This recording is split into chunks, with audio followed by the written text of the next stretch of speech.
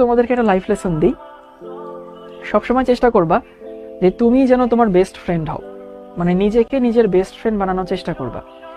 কারণ best friend বলে আসলে এই শব্দটা কতটা বাস্তব আমি জানি না।